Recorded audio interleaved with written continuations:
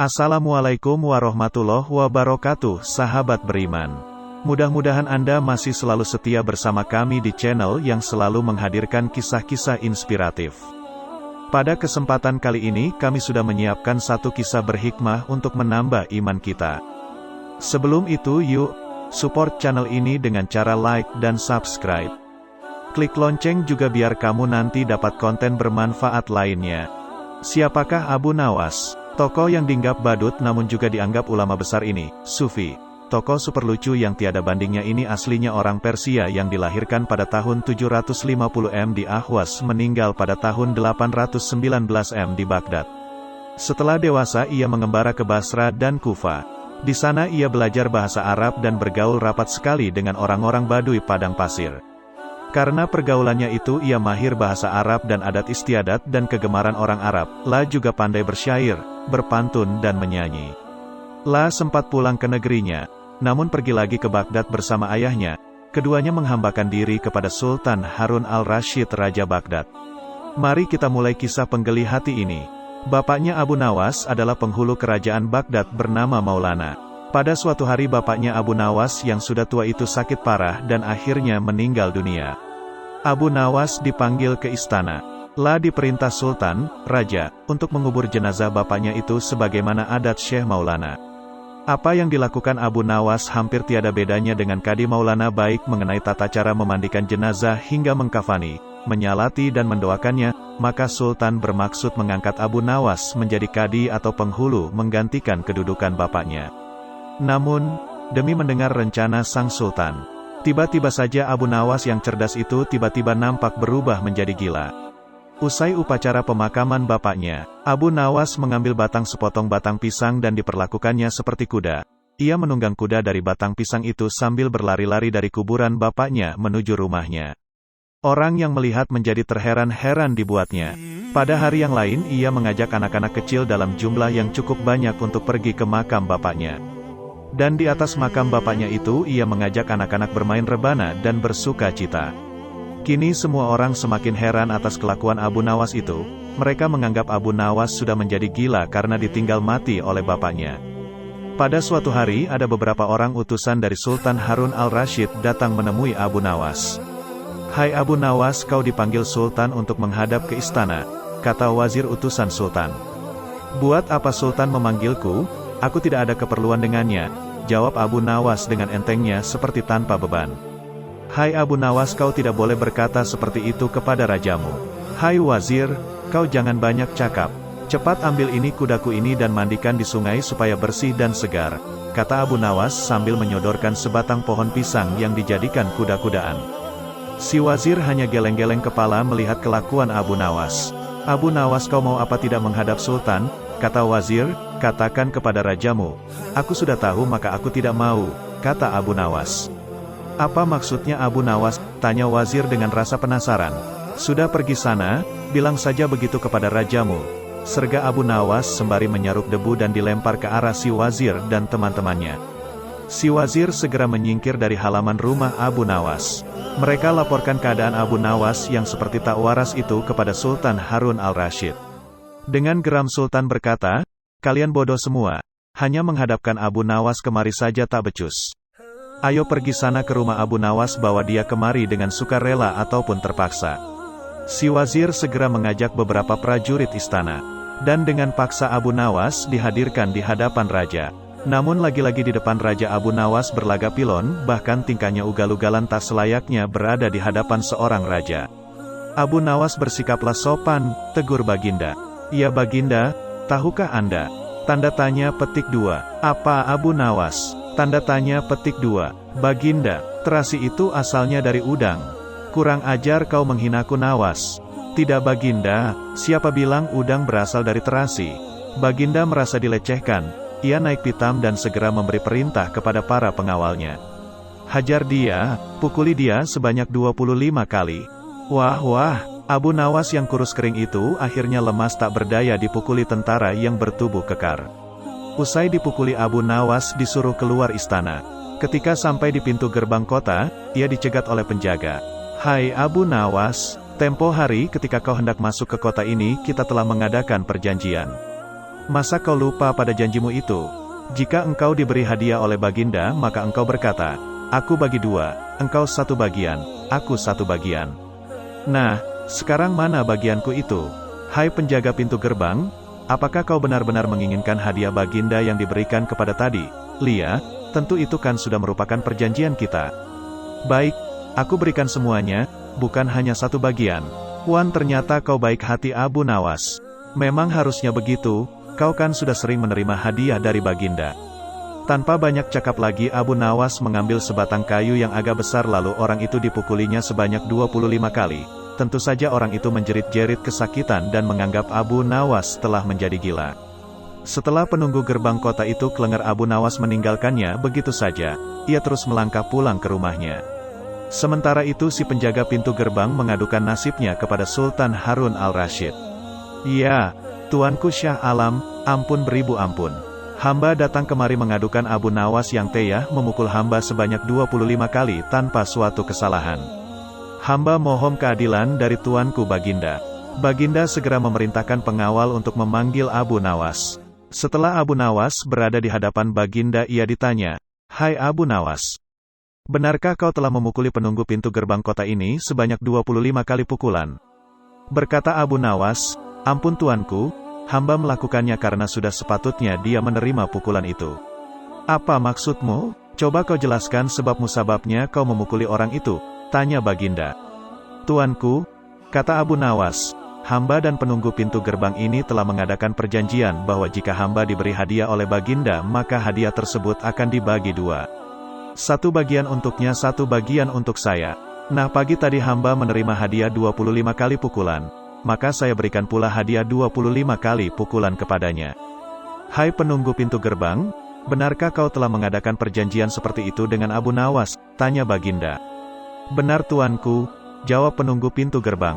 Tapi hamba tiada mengira jika Baginda memberikan hadiah pukulan. Hahaha dasar tukang peras, sekarang kena batunya kau, sahut Baginda. Abu Nawas tiada bersalah. Bahkan sekarang aku tahu bahwa penjaga pintu gerbang kota Baghdad adalah orang yang suka narget, suka memeras orang. Kalau kau tidak merubah kelakuan burukmu itu sungguh aku akan memecat dan menghukum kamu. Ampun Tuanku, sahut penjaga pintu gerbang dengan gemetar. Abu Nawas berkata, Tuanku, hamba sudah lelah, sudah mau istirahat, tiba-tiba diwajibkan hadir di tempat ini, padahal hamba tiada bersalah. Hamba mohon ganti rugi. Sebab jatah waktu istirahat hamba sudah hilang karena panggilan Tuanku. Padahal besok hamba harus mencari nafkah untuk keluarga hamba. Sejenak Baginda melengak, terkejut atas protes Abu Nawas. Namun tiba-tiba ia tertawa terbahak-bahak, hahaha, jangan khawatir Abu Nawas. Baginda kemudian memerintahkan bendahara kerajaan memberikan sekantong uang perak kepada Abu Nawas. Abu Nawas pun pulang dengan hati gembira. Tetapi sesampai di rumahnya Abu Nawas masih bersikap aneh dan bahkan semakin nyentrik seperti orang gila sungguhan. Pada suatu hari Raja Harun al-Rasyid mengadakan rapat dengan para menterinya. Apa pendapat kalian mengenai Abu Nawas yang hendak kuangkat sebagai kadi? Wazir atau perdana meneteri berkata, melihat keadaan Abu Nawas yang semakin parah otaknya maka sebaiknya tuanku mengangkat orang lain saja menjadi kadi. Menteri-menteri yang lain juga mengutarakan pendapat yang sama. Tuanku, Abu Nawas telah menjadi gila karena itu dia tak layak menjadi kadi. Baiklah, kita tunggu dulu sampai 21 hari, karena bapaknya baru saja mati. Jika tidak sembuh-sembuh juga bolehlah kita mencari kadi yang lain saja. Setelah lewat 1 bulan Abu Nawas masih dianggap gila, maka Sultan Harun al-Rasyid mengangkat orang lain menjadi kadi atau penghulu kerajaan Baghdad. Konon dalam suatu pertemuan besar ada seseorang bernama Polan yang sejak lama berambisi menjadi kadi. Mempengaruhi orang-orang di sekitar Baginda untuk menyetujui jika ia diangkat menjadi kadi, maka tatkala ia mengajukan dirinya menjadi kadi kepada Baginda, maka dengan mudah Baginda menyetujuinya. Begitu mendengar Polan diangkat menjadi kadi, maka Abu Nawas mengucapkan syukur kepada Tuhan. Alhamdulillah aku telah terlepas dari balak yang mengerikan. Tapi, sayang sekali kenapa harus Polan yang menjadi kadi, kenapa tidak yang lain saja? Mengapa Abu Nawas bersikap seperti orang gila? Ceritanya begini, pada suatu hari ketika ayahnya sakit parah dan hendak meninggal dunia ia panggil Abu Nawas untuk menghadap. Abu Nawas pun datang mendapati bapaknya yang sudah lemah lumlai. Berkata bapaknya, "Hai anakku, aku sudah hampir mati. Sekarang ciumlah telinga kanan dan telinga kiriku. Abu Nawas segera menuruti permintaan terakhir bapaknya. Lah cium telinga kanan bapaknya, ternyata berbau harum, sedangkan yang sebelah kiri berbau sangat busuk. Bagaimana anakku, sudah kau cium? Benar bapak, ceritakan dengan sejujurnya, baunya kedua telingakuin. Aduh pak, sungguh mengherankan, telinga bapak yang sebelah kanan berbau harum sekali. Tapi, yang sebelah kiri kok baunya amat busuk. Hai anakku Abu Nawas, tahukah apa sebabnya bisa terjadi begini? Wahai bapakku, cobalah ceritakan kepada anakmu ini. Berkata Syekh Maulana, pada suatu hari datang dua orang mengadukan masalahnya kepadaku. Yang seorang aku dengarkan keluhannya, tapi yang seorang lagi karena aku tak suaka maka tak ku dengar pengaduannya. Inilah resiko menjadi kadi, penghulu. Jika kelak kau suka menjadi kadi maka kau akan mengalami hal yang sama. Namun jika kau tidak suka menjadi kadi maka buatlah alasan yang masuk akal agar kau tidak dipilih sebagai kadi oleh Sultan Harun al-Rasyid. Tapi tak bisa tidak, Sultan Harun al-Rasyid pastilah tetap memilihmu sebagai kadi. Nan, itulah sebabnya Abu Nawas pura-pura menjadi gila, hanya untuk menghindarkan diri agar tidak diangkat menjadi kadi. Seorang kadi atau penghulu pada masa itu kedudukannya seperti hakim yang memutus suatu perkara. Walaupun Abu Nawas tidak menjadi kadi namun dia sering diajak konsultasi oleh sang raja untuk memutus suatu perkara.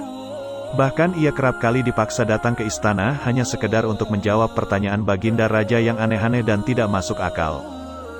Pada suatu sore, ketika Abu Nawas sedang mengajar murid-muridnya, ada dua orang tamu datang ke rumahnya. Yang seorang adalah wanita tua penjual kahwa, sedang satunya lagi adalah seorang pemuda berkebangsaan Mesir. Wanita tua itu berkata beberapa patah kata kemudian diteruskan dengan si pemuda Mesir. Setelah mendengar pengaduan mereka, Abu Nawas menyuruh murid-muridnya menutup kitab mereka. Sekarang pulanglah kalian, ajak teman-teman kalian datang kepadaku pada malam hari ini sambil membawa cangkul, penggali, kapak dan martil serta batu. Murid-murid Abu Nawas merasa heran, namun mereka begitu patuh kepada Abu Nawas. Dan mereka merasa yakin gurunya selalu berada membuat kejutan dan berdeva di pihak yang benar. Pada malam harinya, mereka datang ke rumah Abu Nawas dengan membawa peralatan yang diminta oleh Abu Nawas. Berkata Abu Nawas, hai kalian semua, pergilah malam hari ini untuk merusak Tuan Kadi yang baru jadi. Hah, merusak rumah Tuan Kadi? Gumam semua muridnya keheranan. Apa, kalian jangan ragu, laksanakan saja perintah gurumu ini, kata Abu Nawas menghapus keraguan murid-muridnya. Barang siapa yang mencegahmu, jangan kau pedulikan, terus pecahkan saja rumah Tuan Kadi yang baru. Siapa yang bertanya, katakan saja aku yang menyuruh merusak. Barang siapa yang hendak melempar kalian, maka pukullah mereka dan imparilah dengan batu. Habis berkata demikian, murid-murid Abu Nawas bergerak ke arah Tuan Kadi. Laksana demonstran mereka berteriak-teriak menghancurkan rumah Tuan Kadi. Orang-orang kampung merasa heran melihat kelakukan mereka. Lebih-lebih ketika tanpa basa-basi lagi mereka langsung merusak rumah tua Kadi. Orang-orang kampung itu berusaha mencegah perbuatan mereka, namun karena jumlah murid-murid Abu Nawas terlalu banyak maka orang-orang kampung tak berani mencegah. Melihat banyak orang merusak rumahnya, Tuan Kadi segera keluar dan bertanya, siapa yang menyuruh kalian merusak rumahku? Murid-murid itu menjawab, guru kami Tuan Abu Nawas yang menyuruh kami. Habis menjawab begitu mereka bukannya berhenti malah terus menghancurkan rumah Tuan Kadi hingga rumah itu roboh dan rata dengan tanah. Tuan Kadi hanya bisa marah-marah karena tidak orang yang berani membelanya. Dasar Abu Nawas provokator, orang gila. Besok pagi aku akan melaporkannya kepada Baginda. Benar, esok harinya Tuan Kadi mengadukan kejadian semalam sehingga Abu Nawas dipanggil menghadap Baginda. Setelah Abu Nawas menghadap Baginda, ia ditanya, hai Abu Nawas, apa sebabnya kau merusak rumah Kadi itu? Abu Nawas menjawab, wahai tuanku, sebabnya ialah pada suatu malam hamba bermimpi, bahwasanya Tuan Kadi menyuruh hamba merusak rumahnya. Sebab rumah itu tidak cocok baginya, ia menginginkan rumah yang lebih bagus lagi. Ya, karena mimpi itu maka hamba merusak rumah Tuan Kadi. Baginda berkata, hai Abu Nawas, bolehkah hanya karena mimpi sebuah perintah dilakukan? Hukum dari negeri mana yang kau pakai itu? Dengan tenang Abu Nawas menjawab, hamba juga memakai hukum Tuan Kadi yang baru ini tuanku. Mendengar perkataan Abu Nawas, seketika wajah Tuan Kadi menjadi pucat. Lah terdiam 1000 bahasa. Hai Kadi, benarkah kau mempunyai hukum seperti itu? Tanya Baginda.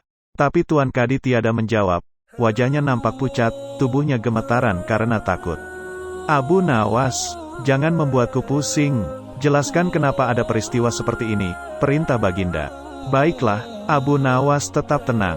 "Baginda, beberapa hari yang lalu ada seorang pemuda Mesir datang ke negeri Baghdad ini untuk berdagang sambil membawa harta yang banyak sekali. Pada suatu malam ia bermimpi kawin dengan anak Tuan Kadi dengan mahar, mas kawin, sekian banyak. Ini hanya mimpi Baginda." Tetapi Tuan Kadi yang mendengar kabar itu langsung mendatangi si pemuda Mesir dan meminta mahar anaknya. Tentu saja pemuda Mesir itu tak mau membayar mahar hanya karena mimpi. Nah, disinilah terlihat arogansi Tuan Kadi. Ia ternyata merampas semua harta benda milik pemuda Mesir sehingga pemuda itu menjadi seorang pengemis gelandangan dan akhirnya ditolong oleh wanita tua penjual kahwa. Baginda terkejut mendengar penuturan Abu Nawas, tapi masih belum percaya 100%. Maka ia memerintahkan Abu Nawas agar memanggil si pemuda Mesir. Pemuda Mesir itu memang sengaja disuruh Abu Nawas menunggu di depan istana. Jadi mudah saja bagi Abu Nawas memanggil pemuda itu ke hadapan Baginda.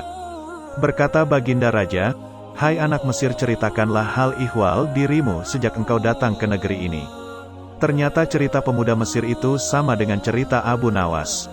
Bahkan pemuda itu juga membawa saksi yaitu Patua pemilik tempat kos dia menginap. "Kurang ajar, ternyata aku telah mengangkat seorang kadi yang bejat moralnya." Baginda sangat murka. Kadi yang baru itu dipecat dan seluruh harta bendanya dirampas dan diberikan kepada si pemuda Mesir. Setelah perkara selesai, kembalilah si pemuda Mesir itu dengan Abu Nawas pulang ke rumahnya. Pemuda Mesir itu hendak membalas kebaikan Abu Nawas. Berkata Abu Nawas, "Janganlah engkau memberiku barang sesuatu pun kepadaku. Aku tidak akan menerimanya sedikit pun jua." Pemuda Mesir itu betul-betul mengagumi Abu Nawas. Ketika ia kembali ke negeri Mesir, ia menceritakan tentang kehebatan Abu Nawas itu kepada penduduk Mesir sehingga nama Abu Nawas menjadi sangat terkenal. Abu Nawas hanya tertunduk sedih mendengarkan penuturan istrinya. Tadi pagi beberapa pekerja kerajaan atas Titan langsung Baginda Raja membongkar rumah dan terus menggali tanpa bisa dicegah. Kata mereka tadi malam Baginda bermimpi bahwa di bawah rumah Abu Nawas terpendam emas dan permata yang tak ternilai harganya. Tetapi setelah mereka terus menggali ternyata emas dan permata itu tidak ditemukan. Dan Baginda juga tidak meminta maaf kepada Abu Nawas. Apabila mengganti kerugian, inilah yang membuat Abu Nawas memendam dendam. Lama Abu Nawas memeras otak, namun belum juga ia menemukan muslihat untuk membalas Baginda. Makanan yang dihidangkan oleh istrinya tidak dimakan karena nafsu makannya lenyap. Malam pun tiba, namun Abu Nawas tetap tidak beranjak. Keesokan hari Abu Nawas melihat lalat-lalat mulai menyerbu makanan Abu Nawas yang sudah basi. Lah tiba-tiba tertawa riang. "Tolong ambilkan kain penutup untuk makananku dan sebatang besi." Abu Nawas berkata kepada istrinya. "Untuk apa?" tanya istrinya heran. "Membalas Baginda Raja," kata Abu Nawas singkat. Dengan muka berseri-seri Abu Nawas berangkat menuju istana. Setiba di istana Abu Nawas membungkuk hormat dan berkata, "Ampun tuanku. Hamba menghadap tuanku Baginda hanya untuk mengadukan perlakuan tamu-tamu yang tidak diundang. Mereka memasuki rumah hamba tanpa izin dari hamba dan berani memakan makanan hamba." "Siapakah tamu-tamu yang tidak diundang itu wahai Abu Nawas?" sergap Baginda kasar. "Lalat-lalat ini, tuanku," kata Abu Nawas sambil membuka penutup piringnya. "Kepada siapa lagi kalau bukan kepada Baginda junjungan hamba? Hamba mengadukan perlakuan yang tidak adil ini. Lalu keadilan yang bagaimana yang engkau inginkan dariku? Hamba hanya menginginkan izin tertulis dari Baginda sendiri agar hamba bisa dengan leluasa menghukum lalat-lalat itu." Baginda Raja tidak bisa mengelakkan diri menotak permintaan Abu Nawas karena pada saat itu para menteri sedang berkumpul di istana. Maka dengan terpaksa Baginda membuat surat izin yang isinya memperkenankan Abu Nawas memukul lalat-lalat itu dimanapun mereka hinggap. Tanpa menunggu perintah Abu Nawas mulai mengusir lalat-lalat di piringnya hingga mereka terbang dan hinggap di sana-sini. Dengan tongkat besi yang sudah sejak tadi dibawanya dari rumah, Abu Nawas mulai mengejar dan memukuli lalat-lalat itu. Ada yang hinggap di kaca. Abu Nawas dengan leluasa memukul kaca itu hingga hancur, kemudian vas bunga yang indah, kemudian giliran patung hias sehingga sebagian dari istana dan perabotannya remuk diterjang tongkat besi Abu Nawas. Bahkan Abu Nawas tidak merasa malu memukul lalat yang kebetulan hinggap di tempayan Baginda Raja. Baginda Raja tidak bisa berbuat apa-apa kecuali menyadari kekeliruan yang telah dilakukan terhadap Abu Nawas dan keluarganya. Dan setelah merasa puas, Abu Nawas mohon diri. Barang-barang kesayangan Baginda banyak yang hancur. Bukan hanya itu saja, Baginda juga menanggung rasa malu. Kini ia sadar betapa kelirunya berbuat semena-mena kepada Abu Nawas. Abu Nawas yang nampak lucu dan sering menyenangkan orang itu ternyata bisa berubah menjadi garang dan ganas serta mampu membalas dendam terhadap orang yang mengusiknya. Abu Nawas pulang dengan perasaan lega. Istrinya pasti sedang menunggu di rumah untuk mendengarkan cerita apa yang dibawa dari istana. Sejak peristiwa penghancuran barang-barang di istana oleh Abu Nawas yang dilegalisir oleh Baginda, sejak saat itu pula Baginda ingin menangkap Abu Nawas untuk dijebloskan ke penjara. Sudah menjadi hukum bagi siapa saja yang tidak sanggup melaksanakan titah Baginda, maka tak disangsikan lagi ia akan mendapat hukuman. Baginda tahu 18 Abu Nawas amat takut kepada beruang. Suatu hari Baginda memerintahkan prajuritnya menjemput Abu Nawas agar bergabung dengan rombongan Baginda Raja Harun al-Rasyid berburu beruang. Abu Nawas merasa takut dan gemetar tetapi ia tidak berani menolak perintah Baginda. Dalam perjalanan menuju ke hutan, tiba-tiba cuaca yang cerah berubah menjadi mendung.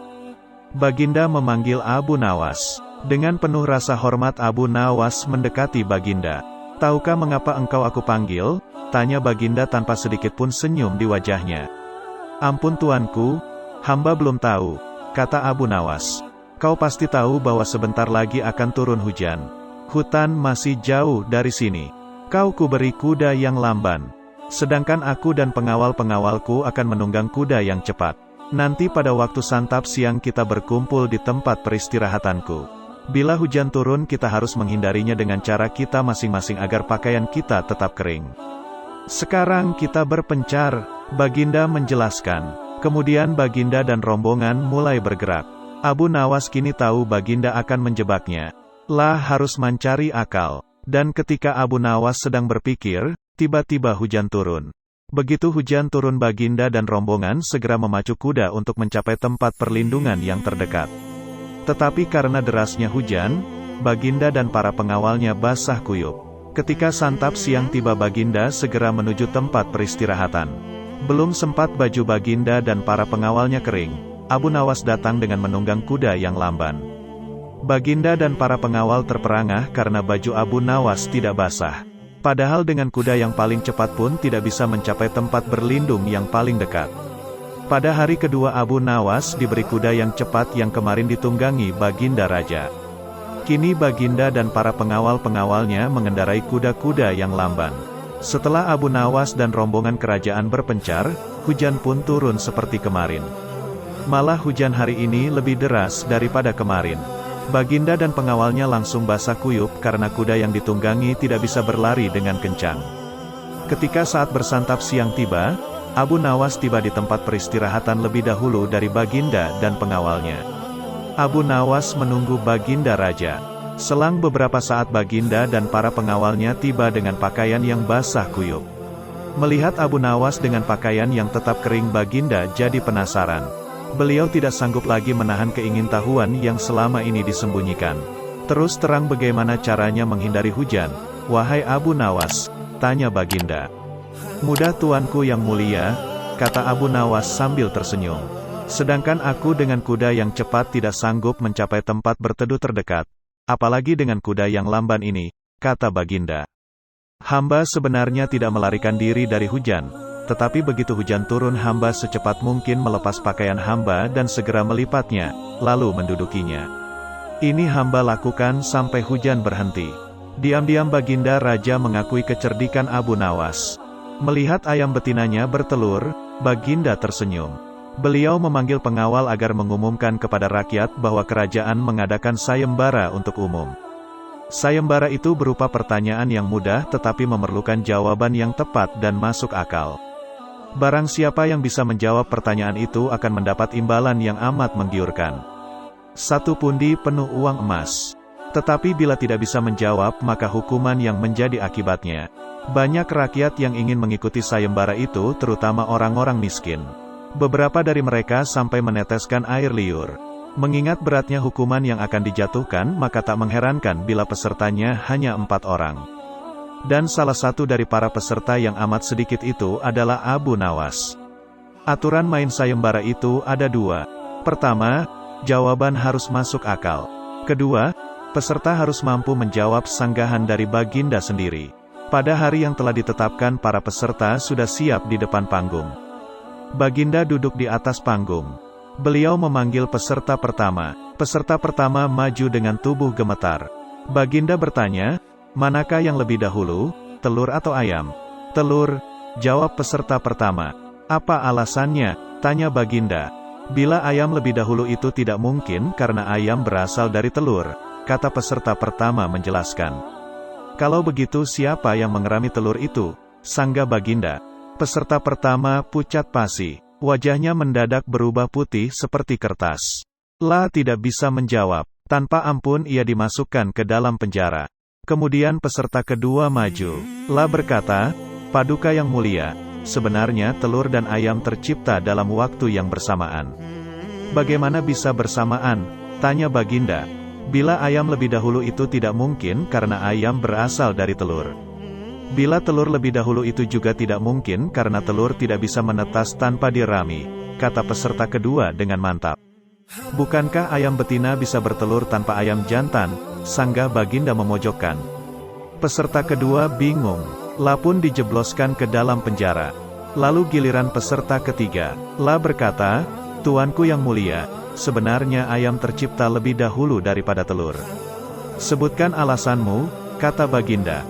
"Menurut hamba, yang pertama tercipta adalah ayam betina," kata peserta ketiga meyakinkan. "Lalu bagaimana ayam betina bisa beranak pinak seperti sekarang? Sedangkan ayam jantan tidak ada," kata Baginda memancing. "Ayam betina bisa bertelur tanpa ayam jantan. Telur dirami sendiri, lalu menetas dan menurunkan anak ayam jantan. Kemudian menjadi ayam jantan dewasa dan mengawini induknya sendiri." Peserta ketiga berusaha menjelaskan. "Bagaimana bila ayam betina mati sebelum ayam jantan yang sudah dewasa sempat mengawininya?" Peserta ketiga pun tidak bisa menjawab sanggahan Baginda. Ia pun dimasukkan ke penjara. Kini tiba giliran Abu Nawas. La berkata, "Yang pasti adalah telur dulu, baru ayam." "Coba terangkan secara logis." Kata Baginda ingin tahu, ayam bisa mengenal telur. Sebaliknya telur tidak mengenal ayam, kata Abu Nawas singkat. Agak lama Baginda Raja merenung. Kali ini Baginda tidak nyangga alasan Abu Nawas. Abu Nawas sedang berjalan-jalan santai. Ada kerumunan massa. Abu Nawas bertanya kepada seorang kawan yang kebetulan berjumpa di tengah jalan. "Ada kerumunan apa di sana?" tanya Abu Nawas. "Pertunjukan keliling yang melibatkan monyet ajaib." "Apa maksudmu dengan monyet ajaib?" kata Abu Nawas ingin tahu. "Monyet yang bisa mengerti bahasa manusia. Dan yang lebih menakjubkan adalah monyet itu hanya mau tunduk kepada pemiliknya saja," kata kawan Abu Nawas menambahkan. Abu Nawas makin tertarik. La tidak tahan untuk menyaksikan kecerdikan dan keajaiban binatang raksasa itu. Kini Abu Nawas sudah berada di tengah kerumunan para penonton. Karena begitu banyak penonton yang menyaksikan pertunjukan itu, sang pemilik monyet dengan bangga menawarkan hadiah yang cukup besar bagi siapa saja yang sanggup membuat monyet itu mengangguk-angguk. Tidak heran bila banyak di antara para penonton mencoba maju satu persatu. Mereka berupaya dengan beragam cara untuk membuat monyet itu mengangguk-angguk, tetapi sia-sia. Monyet itu tetap menggeleng-gelengkan kepala. Melihat kegigihan monyet itu, Abu Nawas semakin penasaran. Hingga ia maju untuk mencoba. Setelah berhadapan dengan binatang itu, Abu Nawas bertanya, "Tahukah engkau siapa aku?" Monyet itu menggeleng. "Apakah engkau tidak takut kepadaku?" tanya Abu Nawas lagi. Namun monyet itu tetap menggeleng. "Apakah engkau takut kepada tuanmu?" tanya Abu Nawas memancing. Monyet itu mulai ragu. "Bila engkau tetap diam maka akan aku laporkan kepada tuanmu," lanjut Abu Nawas mulai mengancam. Akhirnya monyet itu terpaksa mengangguk-angguk. Atas keberhasilan Abu Nawas membuat monyet itu mengangguk-angguk, maka ia mendapat hadiah berupa uang yang banyak. Bukan main marah pemilik monyet itu hingga ia memukuli binatang yang malang itu. Pemilik monyet itu malu bukan kepalang. Hari berikutnya ia ingin menebus kekalahannya. Kali ini ia melatih monyetnya mengangguk-angguk. Bahkan ia mengancam akan menghukum berat monyetnya bila sampai bisa dipancing penonton mengangguk-angguk terutama oleh Abu Nawas. Tak peduli apapun pertanyaan yang diajukan. Saat-saat yang dinantikan tiba. Kini para penonton yang ingin mencoba, harus sanggup membuat monyet itu menggeleng-gelengkan kepala. Maka seperti hari sebelumnya, banyak para penonton tidak sanggup memaksa monyet itu menggeleng-gelengkan kepala. Setelah tidak ada lagi yang ingin mencobanya, Abu Nawas maju. Mengulang pertanyaan yang sama. Tahukah engkau siapa Daku? Monyet itu mengangguk. Apakah engkau tidak takut kepadaku? Monyet itu tetap mengangguk. Apakah engkau tidak takut kepada tuanmu? Pancing Abu Nawas. Monyet itu tetap mengangguk karena binatang itu lebih takut terhadap ancaman tuannya daripada Abu Nawas. Akhirnya Abu Nawas mengeluarkan bungkusan kecil berisi balsam panas. Tahukah engkau apa guna balsam ini? Monyet itu tetap mengangguk. Baiklah, bolehkah kugosok selangkangmu dengan balsam? Monyet itu mengangguk. Lalu Abu Nawas menggosok selangkang binatang itu. Tentu saja monyet itu merasa agak kepanasan dan mulai panik. Kemudian Abu Nawas mengeluarkan bungkusan yang cukup besar. Bungkusan itu juga berisi balsam. Maukah engkau bila balsam ini kuhabiskan untuk menggosok selangkangmu? Abu Nawas mulai mengancam. Monyet itu mulai ketakutan. Dan rupanya ia lupa ancaman tuannya sehingga ia terpaksa menggeleng-gelengkan kepala sambil mundur beberapa langkah. Abu Nawas dengan kecerdikan dan akalnya yang licin mampu memenangkan sayembara meruntuhkan kegigihan monyet yang dianggap cerdik. Jangankan seekor monyet, manusia paling pandai saja bisa dikecoh Abu Nawas. Masya Allah, sebuah kisah yang mudah-mudahan bisa menjadi ibroh untuk kita. Jangan lupa berikan komentar Anda dan subscribe channel ini, agar nanti bisa mendapat kisah-kisah menarik lainnya. Sampai jumpa, wassalamualaikum warahmatullahi wabarakatuh.